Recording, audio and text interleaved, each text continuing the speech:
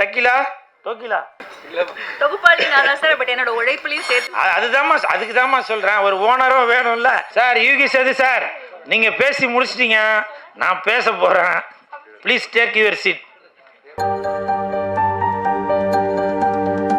சென்னைக்கு சினிமா கனவுகளோடு வரும்போது நிறைய இயக்குனர்கள் நமக்கு ஐகானாக இருந்திருப்பாங்க. கண்டிப்பாக 80s 90s அந்த அதற்கு பிறகு காலகட்டங்கள் எல்லாத்துக்குமே ஆக்ஷன் த்ரில்லர் எடுக்கணும் அப்படின்னா டெஃபினெட்லி நம்ம எல்லாரோட மனசுலையும் புலன் விசாரணை, அதிரடிப்படை, கேப்டன் பிரபாகரன் போன்ற படங்கள் நிச்சயமாக இருந்திருக்கும். அப்படிப்பட்ட ஒண்டர்ஃபுல் ஃபிலிம்ஸ் ஆகட்டும், சினிமாவை பொறுத்த வரைக்கும் என்றைக்குமே தவிர்க்க முடியாமல் நம்ம கூடவே ஒரு தலைவராக பயணிச்சுட்டு இருக்கக்கூடிய FEFCயின் பிரசிடென்ட் திரு RK செல்லுமணி சார் அவர்களை பேச அழைக்கிறேன்.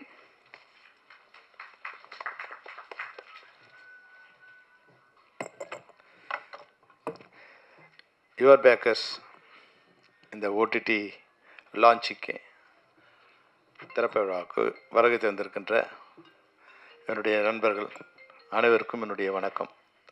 அதுபோன்றே பத்திரிகையாளர்கள், ஊடகவியலாளர்கள் அனைவருக்கும் கூட மாலை வணக்கம் தெரிவித்துக் கொள்கிறேன். இது ஒரு புதிய நிகழ்ச்சி. வழக்கமாக ஆடியோ ரிலீஸில் சந்தித்த நாம் இப்போ OTT லான்ச்சில் சந்திக்கிறோம். திரைப்படத்துறை எப்படி வேகமாக வளர்ந்துட்டுருக்குறது இது ஒரு அடையாளம். OTTயும் ஒரு தியேட்டர் தான். இப்போ OTTயில்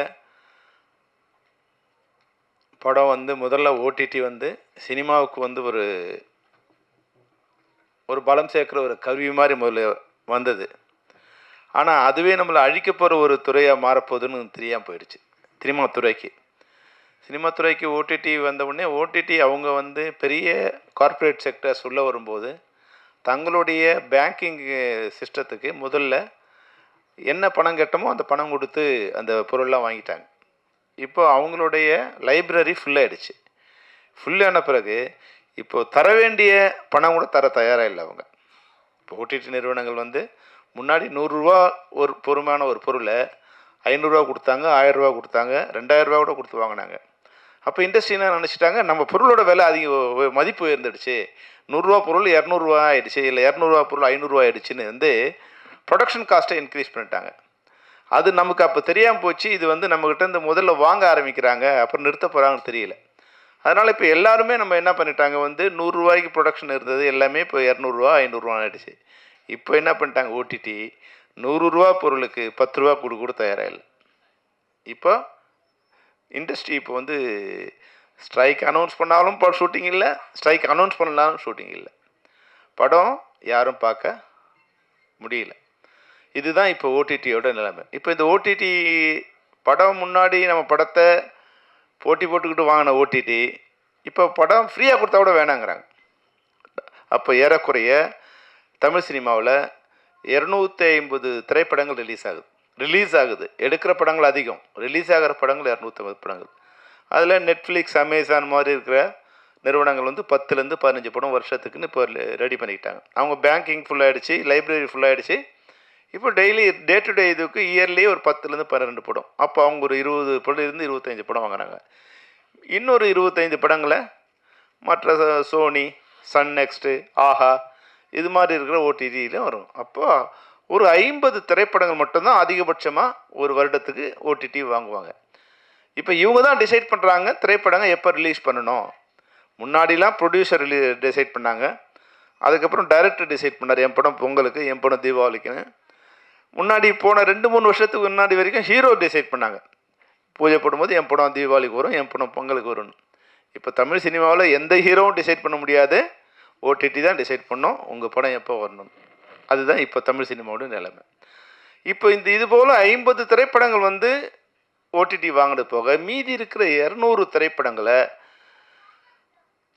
தயாரிப்பாளர்கள் திரையரங்கத்துக்கு கொண்டு போக முடியல, பொதுமக்கள்கிட்ட கொண்டு போகிறதுக்கு வழியே இல்லாமல் இருக்குது.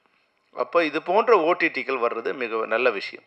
அப்போ குறைஞ்சபட்சம் என் படத்தை ஜனங்க பார்க்குறதுக்கு ஒரு சாதனமாக இந்த OTT அமையும். இப்போது இருக்கிற பெரும்பாலான OTTகள் இப்போது சேட்டலைட் சேனல் இல்லாத இருக்க OTT, இப்போ சன் டிவி, சன் நெக்ஸ்ட் வச்சுருக்காங்க. அது மாதிரி இல்லாத OTT எல்லாமே ஹெட் ஆஃபீஸ் மும்பையில் இருக்கும். நம்ம ஊரில் படம் எடுக்கிற ப்ரொடியூசருக்கு தமிழ் தவிர வேறு எதுவும் தெரியாது. அங்கே தமிழுக்கு போய் பேசி அவங்களோட படத்தை மார்க்கெட் பண்ணி அதை ரிலீஸ் பண்ணுறதுக்கு முடியவே முடியாது. யாரோ ஒரு புரோக்கர் மூலம், யாரோ ஒரு மீடியேட்டர் மூலம் இப்படி தான் வந்து அந்த படங்களை கொடுக்கணும். அப்போது தமிழ் முதல்ல எனக்கு ரொம்ப சந்தோஷம் என்னென்னா, ஓடிடியில் தமிழ் பேச தெரிஞ்ச ஒரு ஆள் இப்போ உள்ளே வந்திருக்காங்கிற வகையில் உங்களுக்கு சந்தோஷம். யுவர் பேக்கர்ஸ் அந்த வகையில் மிகப்பெரிய வாழ்த்துக்களை தெரிவிச்சு. ஏன்னா இவங்க முதல்ல சுரேஷ் கிஷோர் யாருன்னு எனக்கு தெரியாது முதல்ல. இவர் எஸ்வி சேகர் சொன்ன மாதிரி வெங்கி என்னோட நண்பர். அவர் ஃபோன் பண்ணி அவர் இருக்கான்னு நினச்சிருக்கேன் நான் வந்து அது இங்கே வர வரைக்கும். ஆக்சுவலாக வந்து நேற்று என்னோடய திருமண நாள், இன்றைக்கி சின்ன ஒரு பார்ட்டி இருக்குது, இதை முடிச்சுட்டு வரேன்னு சொன்னால் அவர் வந்து இல்லைங்க எனக்காக எப்படியாவது நீங்கள் வந்துட்டு போயிடுங்கன்னா இப்போ 3:30 மணிக்கு ஃப்ளைட்டில் இறங்கி இதை முடிச்சுட்டு மறுபடியும் இன்றைக்கி நைட் நான் ஹைதராபாத் போகிறேன். அந்த அளவுக்கு வெங்கி வந்து என்னோட நெருங்கிய நண்பர். அது மட்டும் இல்லாமல் இது மாதிரி ஒரு ஓடிடி வந்து தமிழ் சினிமாவுக்கு வர்றதுங்கிறது உங்களுக்கு நல்ல விஷயம், வரவேற்கத்தக்க விஷயம். அப்போ ஒரு நல்ல விஷயம் நடக்குது, எப்படியாவது நம்ம அதில் நம்மளோட பார்ட்டிசிபேஷன் இருக்கணும்னு. இன்னொரு சின்ன ஒரு சுயநலமும் இருக்குது. இந்த லாபத்தில் ஒரு 20% வந்து நம்மளுடைய தொழிலாளர் கொடுக்குறேன்னு வந்து கிஷோர் வந்து ஒரு உறுதிமொழி கொடுத்துருந்தாரு. சரி பரவாயில்ல, அது வந்து லாபகரமாக நடக்கணும். லாபகரம் நம்ம போகிறதால ஒரு சின்ன ஒரு சதவீதமாவது அது லாபகரமாக நடக்கிறதுக்கு ஒரு வாய்ப்பு இருக்குன்னா பரவாயில்ல, தொழிலாளருக்கு ஒரு உதவியாக இருக்கும் அப்படிங்கிற அளவில் இந்த நிகழ்ச்சியில் கலந்துட்டோம். இங்கே வந்த பிறகு தான் தெரியுது இவங்க ஏற்கனவே வந்து ஒரு 6 வருஷமாக வந்து இந்த துறையில் இருந்திருக்காங்க. அது எல்லாம் சாஃப்ட்வேர்லேயும் ஏஐலேயும் அவங்களுக்கு ஒரு நல்ல அனுபவம் இருக்குது. அப்போது நிச்சயமாக இவங்களால் வந்து இந்த டிஜிட்டலில் சரியான மீடியா மூலம் திரைப்படங்களை பொதுமக்களுக்கு கொண்டு செல்ல முடியுங்கிற ஒரு நல்ல நம்பிக்கை இருக்குது. இப்போது நீங்கள் உங்கள் சின்ன அட்வைஸ் என்னென்னா கிஷோருக்கு, இந்த திரைப்படங்கள் நல்ல திரைப்படங்கள் இதில் வரும் அப்படிங்கிற எண்ணத்தை முதல்ல வந்து பொதுமக்கள் உருவாக்கணும். எஸ்வி சேகர் சொன்னதில் ஒரு விஷயம் என்னென்னா, ஃப்ரீயாக கொடுக்க வருதுங்கிறதுக்காக எல்லாத்தையும் ஜனங்க பார்த்துட மாட்டாங்க. அதனால் இந்த படங்கள் அது நீங்கள் விலை கொடுத்து வாங்குகிற படமாக இருக்கலாம், இல்லை ஷேரில் வாங்குகிற படமாக இருக்கலாம். ஷேரில் கூட நான் எப்போ கொடுக்க தயாராக இருப்பேன்னா, உங்களுக்கு குறைஞ்சபட்சம் வந்து ஒரு 1,00,000 பயனாளிகள் உங்கள்கிட்ட இருக்காங்க, இல்லை ஒரு 1 மில்லியன் சப்ஸ்கிரைபர் உங்கள்கிட்ட இருக்காங்கன்னா டெஃபினட்டாக ஷேரில் வர படங்கள் உங்களுக்கு வந்து 100லேருந்து 150 படங்கள் வருடத்துக்கு நிச்சயமாக வந்துடும். ஏன்னா ஒரு 1 மில்லியன் இருக்காங்க, ஒரு 10 லட்சம் பேர் இருக்காங்கன்னா அதில் ஒரு 50,000லேருந்து ஒரு 5 லட்சம் படங்கள் பார்த்தா கூட அவங்களுக்கு வந்து ஒரு ஷேர் வகையில் ஒரு நல்ல வருமானம் வரும்.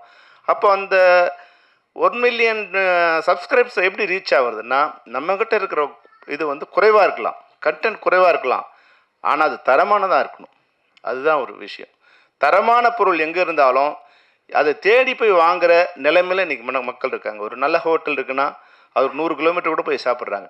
ஒரு நல்ல ஷாப்பிங் சென்டர் இருக்குன்னா ஒரு 50 கிலோமீட்டர் போனாலும் பரவாயில்ல, நாங்கள் போய் வந்து ஷாப்பிங் பண்ணுற மனநிலைக்கு மக்கள் வந்திருக்காங்க. அப்போ நல்ல திரைப்படங்களோ இல்லை வந்து நல்ல பொருட்களோ எல்லாமே நல்லதாக இருக்கும், தரமாக இருக்கிற போது ஜனங்கள் வாங்க தயாராக இருக்காங்க. அந்த வகையில் நீங்கள் ஃப்ரீயாக வருது சும்மா கொடுக்குறாங்க அப்படிங்கிற மாதிரி உங்கள் கண்டென்ட்டை அது மாதிரி வந்து கலந்துட்டிங்கன்னா உங்களோட ஆப் வந்து பயனில்லாமல் போயிடும். அதனால் வந்து நீங்கள் வாங்குகிற திரைப்படங்கள் அது ஹீரோ இருக்கணும்னு அவசியம் இல்லை, ஆனால் கண்டென்ட் வைஸு அந்த திரைப்படங்கள் மிக நல்ல திரைப்படங்களாக இருக்கும்.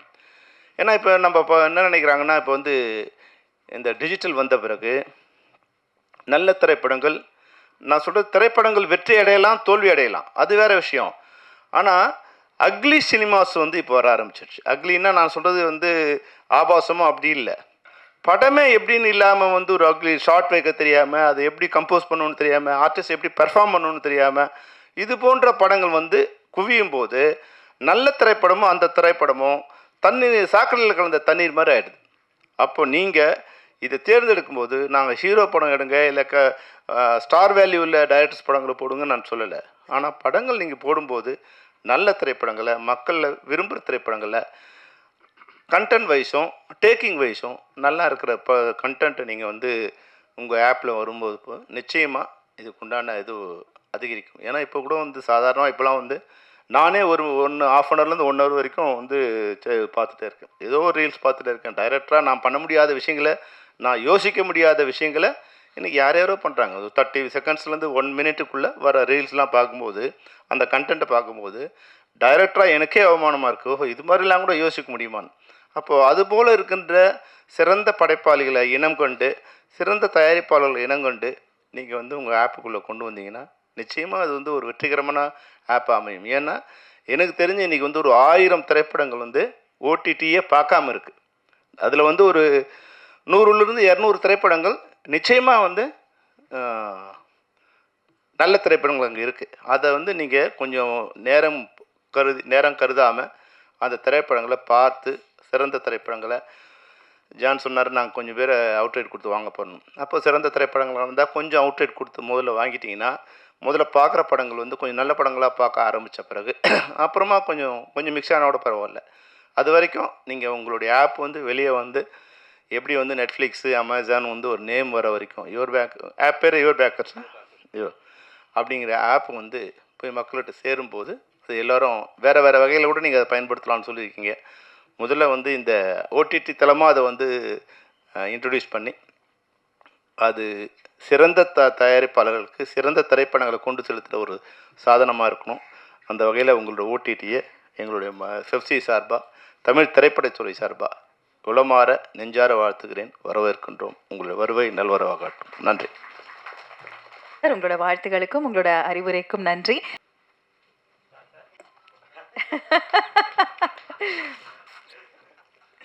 Thank you sir. Thank you sir. Everybody please sit on. Everybody take your seat. Sir Yugi Sethu sir, நீங்கள் பேசி முடிச்சிட்டீங்க, நான் பேச போகிறேன். ப்ளீஸ் டேக் யுவர் சீட். இது அவர் பேர் போஸ் வெங்கட் சார், நீங்கள் வெயிட் பண்ணுறீங்களா கிளம்புறீங்களா? ஓகே சரி பாருங்க, உங்களுக்கு தெரியுது அவசரம்.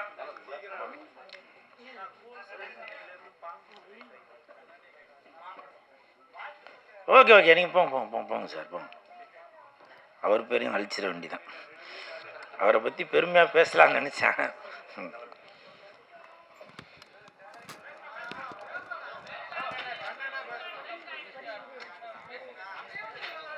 கண்டென்ட்டாக தான் பேசுகிறேன், கோபத்தோடு தான் பேசுகிறேன். யுவர் பேக்கர்ஸ் அந்த டீம் எனக்கு கிட்டத்தட்ட ஒரு 5-6 வருஷமாக தெரியும்.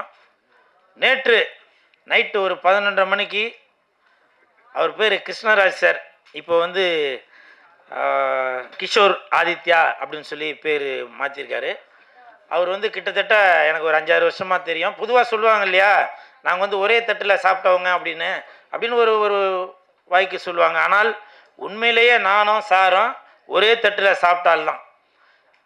சுதந்திர தினம் 75வது சுதந்திர தினம் அப்போது 75 போட் எடுத்துக்கிட்டு பாண்டிச்சேரி கடலுக்குள்ளே போய் அங்கே உள்ள, அதாவது கடலுக்குள்ளே வந்து சில பிளாஸ்டிக் பொருள்லாம் இருக்கும், அதெல்லாம் எடுத்துகிட்டு வர்றது அப்படின்னு சொல்லி சில சமூக சேவையெல்லாம் சொல்லி பண்ணோம் அப்போ. ஸோ எனக்கு வந்து அப்போ இருந்தே அவர் வந்து அவ்வளோ பழக்கம். என்னுடைய உடம்புல ரத்தம், நாடி, நரம்பு, கிட்னி, கல்லீரல்லாம் இருக்குனாக்கா அதில் எதனா ஒரு பார்ட்டு கண்டிப்பாக நம்ம கிஷோர் ஆதித்யா அவர்களுடைய பேர் இருக்கும். இதுக்கு யாரும் கை தட்டாதீங்க, அவங்கெல்லாம் போயிட்டாங்க, இன்னும் சேர்லாம் குறைஞ்சிருச்சு. அதே மாதிரி இப்போ இங்கே வந்திருந்தவங்களுக்கு கூட பெருசாக அவங்களுக்கு கிஷோர் சாரை வந்து பழக்கம் இருக்குமா அப்படின்ற எனக்கு தெரியல. ஆனால் எனக்கு தெரியும், நான் கண் கூட பார்த்தவன். அவ்வளோ உதவி பண்ணிகிட்ருப்பார்.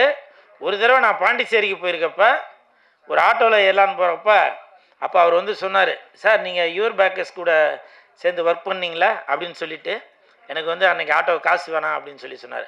அப்படி உண்மையிலேயே நல்ல மனிதர் என்றால் என்னை பொறுத்தவரை அவர் ஒரு அன்னை தெரசா அப்படின்னு சொல்கிற அளவுக்கு தான் இந்த கிஷோர் ஆதித்யா சார் இருக்காங்க. பாருங்கள், சொல்லும்போது கூட ஆமான்னு சொல்லி பெல் அடிக்குது. ஸோ அப்படி ஒரு உன்னதமான மனிதர் தான் இந்த ஆதித்யா கிஷோர் அவர்கள். அவர் ஆரம்பிச்சிருக்கிற இந்த யுவர் பேக்கர்ஸ் ப்ளே அந்த ஓடிடி, அவருக்கு என் மனமார்ந்த வாழ்த்துக்கள். அதாவது நான் ப்ராஃபிட், பணம் வேணாம் அப்படின்ற ஒரு ஐடியாவோடு தான் ஆரம்பிச்சிருக்காரு. ஏன்னா மக்கள் பணம் மக்கள்கிட்ட தான் இருக்கணும் அப்படின்னு நினைக்கிறாரு. மக்கள் பணத்திலேருந்து ஒரு பைசா கூட தொடமாட்டேன், தொடவும் விடமாட்டேன், தொட்டாலும் விடமாட்டேன், இதற்கு முன் தொட்டவர்களையும் விடமாட்டேன் அப்படின்னு எப்படி சட்டமன்றத்தில் விஜய் சார் சொன்னாருங்களோ அதே மாதிரி இப்போவும் 2031 ஒருவேளை பாண்டிச்சேரியிலேயோ இல்லை தமிழகத்திலேயோ கூட முதலமைச்சராக கூட வரலாம். அப்படி ஒரு சிறப்பு மிக்க நமது கிஷோர் ஆதித்யா அவர்களுக்கு என் மனமார்ந்த வாழ்த்துக்களை தெரிவித்துக் கொள்கிறேன். அதே மாதிரி இங்கே பேசும்போது எல்லோரும் சொன்னாங்க ஸ்ட்ரைக்கு வந்துருச்சு, அதனால் படம் வந்து இனிமேல் ஷூட்டிங் நடக்குமா அப்படி இப்படின்னு சொல்லி சொன்னாங்க. அது வந்து நான் நியூஸ்லாம் பார்த்தேன். அப்போ பார்த்துட்டு அதை நான் கமெண்ட்லாம் படித்தேன், என்னென்ன சொல்லியிருக்காங்கன்னு. பொதுமக்கள் யாருமே கவலைப்படவே இல்லைங்க. அவங்க ஒரே வார்த்தை தான் போட்டிருக்காங்க, என்னன்னாக்கா படம் வந்தாலும் சரி வராட்டி சரி அதை பற்றி எங்களுக்கு கவலை இல்லைங்க, எங்களுக்கு சட்டசபையில் நடக்கிறதே அது ஒரு படம் மாதிரி தான் இருக்குது. ஃபைட்டு வேணுமா ஃபைட்டு இருக்குது, சாங்கு வேணுமா சாங் இருக்குது, காமெடி வேணுமா காமெடி இருக்குது அப்படின்னு அந்த கமெண்ட்டில் உள்ளவங்க எல்லாரும் போட்டிருந்தாங்க. அப்போ தான் நான் யோசித்தேன், நான் யுவர் பேக்கர்ஸ் ப்ளே அந்த ஓடிடியில் படங்கள் மட்டும் போடாதீங்க, இன்னைக்கு சட்டமன்றத்தில் நடக்கிற அந்த விஷயங்களையும் நீங்கள் ஓடிடியில் போட்டிங்கனாக்க படம் ஓடுறத விட அந்த சட்டமன்றத்தில் ஓடுறது நல்லா பிச்சுக்கிட்டு ஓடும் அப்படின்னு என்னுடைய ஒரு கணிப்பு. அதனால் இந்த ஓடிடி ஆரம்பித்துள்ள கிஷோர் ஆதித்யா சார், உங்களுக்கு ஒரு வேண்டுகோள், உங்களுடைய ஓடிடி தளத்தில் முடிஞ்சால் அதற்கான சாத்தியம் இருந்தால் சட்டமன்றத்தில் நடக்கக்கூடிய அந்த விஷயங்களையும் நீங்கள் அதில் டெலிகாஸ்ட் பண்ணணும் அப்படின்னு சொல்லி தாழ்மையுடன் கேட்டுக்கொள்கிறேன். எழுதி வச்சதெல்லாம் படித்தாச்சு, அவ்வளோதான். அப்புறம் என்னை வந்து லேட்டாக ஏற்றுனாங்க ஸ்டேஜில். நான் நைட்டு 11:30 மணிக்கு தான் கிஷோர் சார் வந்து என்கிட்ட பேசினார், கூல் இந்த மாதிரி நாளைக்கு வந்து இந்த மாதிரி ஒரு நிகழ்ச்சி இருக்குது வாங்க அப்படின்னு. நான் திண்டிவனத்தில் இருந்தேன். அப்போ திண்டிவனத்தில் இருக்கேன், அவங்க அங்கேருந்து வரணுமே சார். இல்லை நீங்கள் வாங்க கண்டிப்பாக வரணும் அப்படின்னு சொல்லி சொன்னார். இங்கே வந்ததுக்கப்புறமும் இங்கே உட்காரும்போது பின்னாடி உள்ளவங்க சொன்னாங்க, சார் டைம் ரொம்ப கம்மியாக இருக்குது, கொஞ்சமாக பேசுகிறீங்க அப்படின்னு. அப்போ கிஷோர் சார் சொன்னார், இல்லைங்க அவர் பேசட்டும் அப்படின்னு சொல்லி சொன்னேன். இது எதுக்காக சொல்கிறேன்னா, கஷ்டப்பட்டு ஒரு நிகழ்ச்சி நடத்துகிறவங்களுக்கு தாங்க தெரியும். சொல்லுவாங்கள்ல, அந்த கோழி முட்டை போடுறதுக்கு தான் அந்த அந்த இதோட வழி தெரியும் அப்படின்னு. அது மாதிரி இவ்வளோ செலவு பண்ணி அந்த நிகழ்ச்சி பண்ணும்போது அது கொஞ்சம் ப்ராப்பராக பண்ணுங்க அப்படின்னு சொல்லி நான் ரிக்வெஸ்ட் பண்ணி கேட்குறேன். புரியுதுங்களா? ஏன்னா எதுக்காக இவ்வளோ செலவு பண்ணி இந்த விஷயம் உங்களுக்கு மக்களுக்கு போய் சென்றடையணும் அப்படின்னு நினைக்கிறாங்க. நான் நைட்டு 11:30 மணிக்கு என்னை வந்து பேசுனதால் அந்த இன்விடேஷனில் என் பேர் போடாமல் இருக்கலாம், அதை நான் ஒத்துக்கிறேன், எனக்கு தெரியும் பேர் போடல. அதுக்காக இங்கே யார் யார் வந்திருக்கா என்ன ஏது, ஏன்னா இன்றைக்கி 2000 கேமரா இருக்குது. எதுக்காக? இது இந்த விஷயங்கள் எல்லாமே மக்களுக்கு போய் சேரணுன்றக்காதான். அதனால் அவர் ஒருத்தருமே வந்து எல்லாத்தையும் ஃபாலோ பண்ணிகிட்டு இருக்க முடியாது. ஊர் கூடி தேர் இழுத்தாதான் இந்த யுவர் பேக்கர்ஸ் ப்ளே போய் வந்து சேர வேண்டிய இடத்துல போய் சேரும்.